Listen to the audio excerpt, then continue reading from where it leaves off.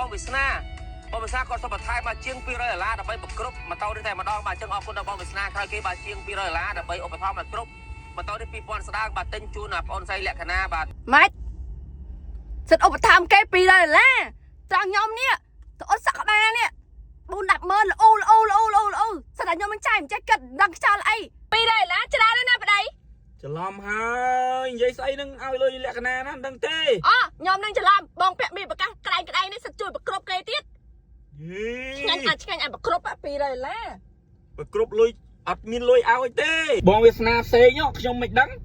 អត់ដឹងមិនខ្ញុំមានត្រូវខ្វល់លក្ខណៈស្អីគេនឹងខ្ញុំទៅឃើញ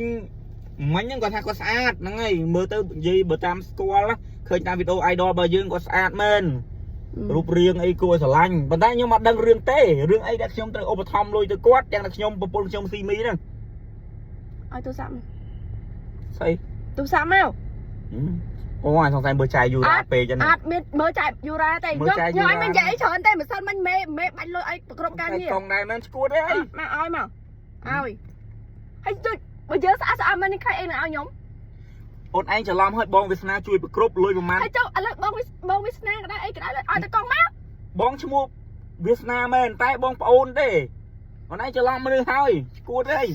ឯងសង្ស័យមើលចាយយូរ៉ាខឹងប្តីផ្សេងបងផ្សេងបងមិនដឹងរឿងទេចាយយូរ៉ាផ្សឹងប៉ុន្តែខ្ញុំក៏ខ្ញុំមានអីច្រើនទេឲ្យតែកងមកហើយមកស្រុកខ្មែរឈ្មោះវាសនាតិចណាស់អីជួយមិនថាស្អីឥឡូវខ្ញុំអញថាស្អីមកឆៃយើងតាអូអស់លុយអស់អី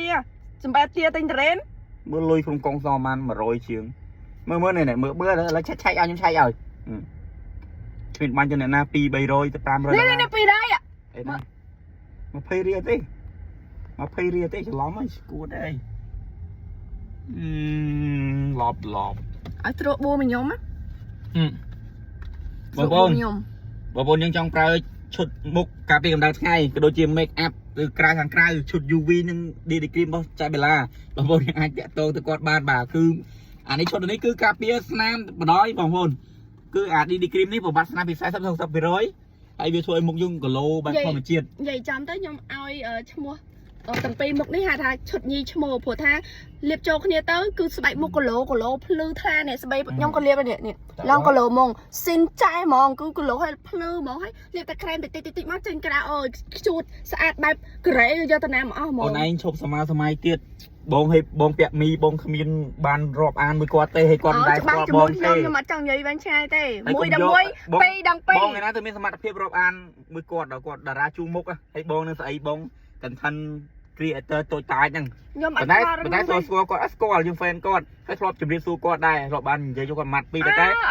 បើថាមាន friend គ្មានទេអើយឲ្យទៅច្បាស់មកអាខ្លះវាយកមកទៅនេះណាមានលុយដាក់ឧបត្ថម្ភគេប្រពន្ធឯងស៊ីម្បលហ្នឹង